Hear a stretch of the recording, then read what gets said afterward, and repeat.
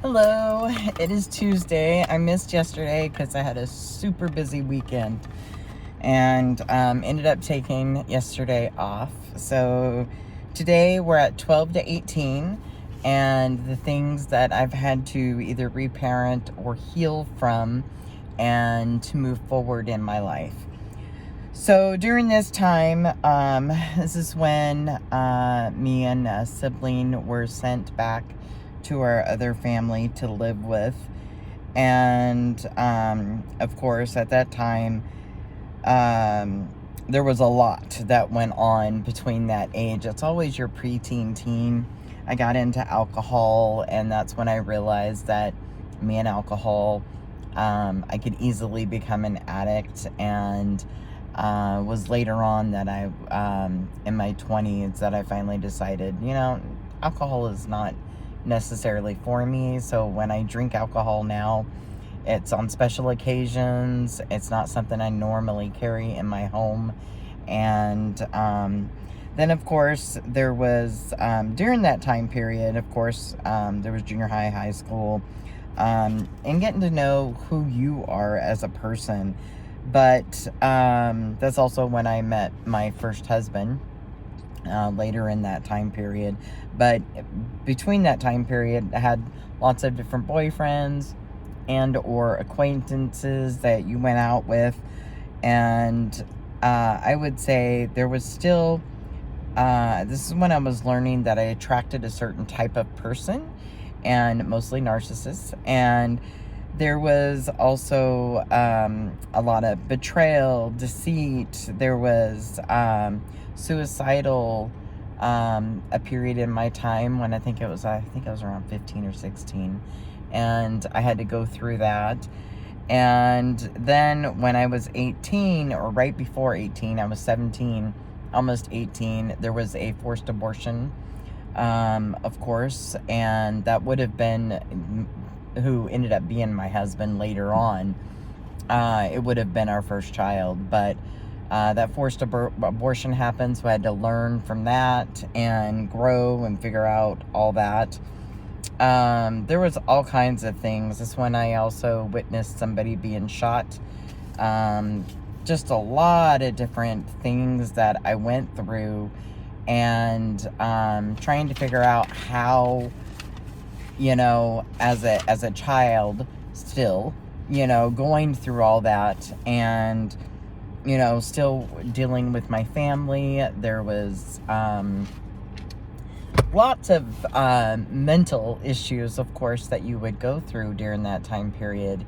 Even just being a teenager, you go through hardships, because you're trying to figure out who you are and what are you made of. And I can tell you, on my spiritual journey, all these hardships that I went through until I was 18, it was also what I call clearing karma off a blood generational debt. So that means I have been, through my life, clearing karma through a family lineage. And that was something I say that I agreed upon coming into this life, that I was a strong enough soul that I could overcome all of that and still be productive in life. And that's one thing I can say. I have extreme resilience and bounce back. So, you normally have that as a kid, but I also like to keep my childlike nature. That's one of the things I can say, that I've always kept, because I try to always see, and this is one thing that did get me into a lot of trouble and got me into the wrong relationships and stuff, is I can always see the best in somebody, and I can see like the light inside the person. And by doing that, I would ignore the red flags that are around the outside. And that got me into a lot of trouble, because I would ignore the red flags because I know the potential of that person and what they could be, not who they were. And that being said, in cases like that, I had to learn, wait a minute, pay attention to the red flags. Make sure you know what you're getting yourself into before you get yourself into a situation. And so that is one thing that I have worked really hard on over the last 8 years, is realizing that. And when we talk about the next section, we'll go into the marriage and divorce and all that stuff. And I've been married twice, so there's lots of info. Plus, I've had my 3 kids who are amazing in themselves. Lots of trials and tribulations through that, including with family.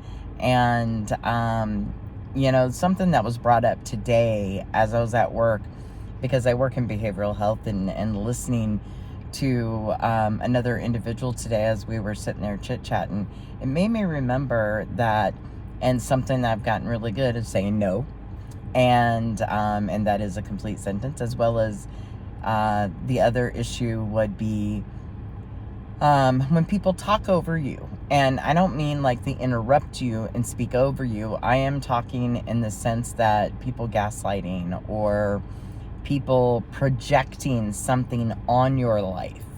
That is where I have even stood up to individuals I probably wouldn't have stood up to them in my life, and I'm saying no, nobody gets to speak over my life. And that's one thing I'm really good about, cleansing my energy and making sure that if others are trying to attach their projections, their whatever onto me, I'm able to return it to sender, because I will not take on somebody else's burdens and or their issues anymore. It's not mine. Why would I do that? Nobody should have to do that. Everybody is responsible for their own actions. And one of the things I should bring up also during that time period is when we were sent back, anything of value was taken from us, and so it was like, if it belonged to us and it was a gift given to us, we should have been able to keep that. And it was taken away. So there's just different things that kids have to learn, and you don't learn until you're an adult sometimes, that why people did the things they did, and it's trying to give them understanding, and then a lot of times it all boils down to fear. People fear things they don't know. They fear what could be, and they're projecting their own thoughts out there versus actually what is. And so, and that's where you get into the here and now, being in the present moment. And even though, it's what you're thinking is what can be your reality, but is that really what you want your reality to be? So that's one thing you always got to question yourself. And I think that's it for today on Tuesday, and we will get in the next section. I think is 19 to 22.